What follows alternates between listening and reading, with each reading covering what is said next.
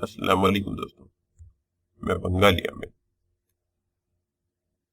में कद बढ़ाने का, हाइट इंक्रीज करने का अमल में डाल रही है। एक बाई रोजाना कमेंट कर रही थी, तो वैसे तो मैं एक अमल पहले से डाली हुई है, एक और में डाल रही है। ठीक है, तो इसका तरीका मैं बता रही है, आप नोट कर लो, ध्यान से समझ लो भाई। ठीक है, ताकि आपको परेशानी ना हो। आपने करना क्या है, ये जो आयत मैं आपको दे रही है, इस आयत को 70 मरतबा पानी पर दम करके सुबह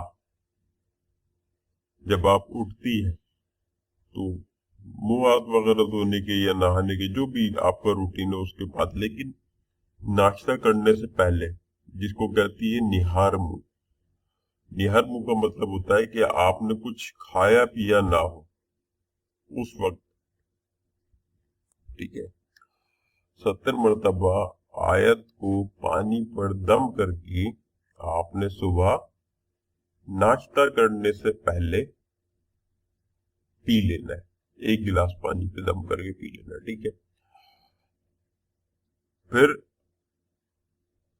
शाम को असर के बाद, यानी कि आप समझ लो कोई 5 से 6 बजे के दरमियान शाम को दोबारा 70 मरतबा पढ़ के ऐसे ही दम करके आपने पी लेना है। शाम को वो निहार मुंह वाला चक्कर नहीं है, क्योंकि वो तो सुबह का बात था सिर्फ। ठीक है, तो शाम को असर के बाद, यानी कि शाम का 5 और 6 बजे के दरमियान आपने फिर इसी तरीके से पी लेना। और फिर रात को सोते वक्त, सोने से थोड़ा सा पहले, ठीक है, बिल्कुल ऐसा भी नहीं, क्योंकि बिल्कुल पानी पी करके नहीं सो जाना चाहिए, ऐसा नहीं करना चाहिए।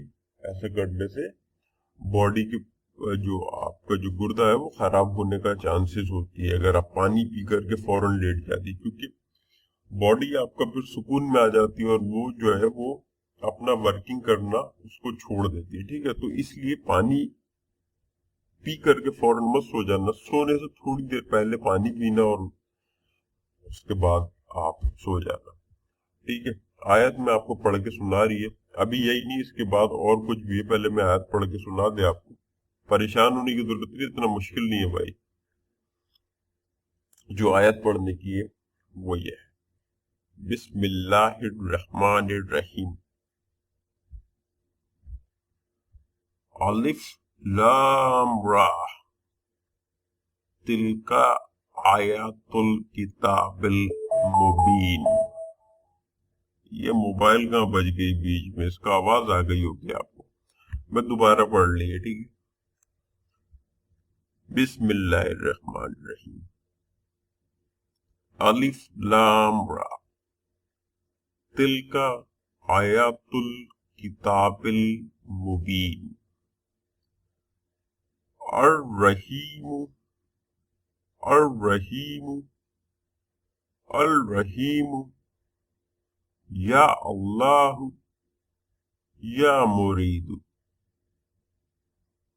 ये आपने पढ़ना है 70 मरतबा, 70 मरतबा पढ़ के पानी पे दम करके, और जैसा मैं तरीका बताइए वैसा पी जाना। इसके बाद जब आप रात को सोने के लिए लेटेगी ना, तो फिर कोशिश करना कि सीधा लेटे, सीधा, और पैरों को भी सीधा करके लेटना है।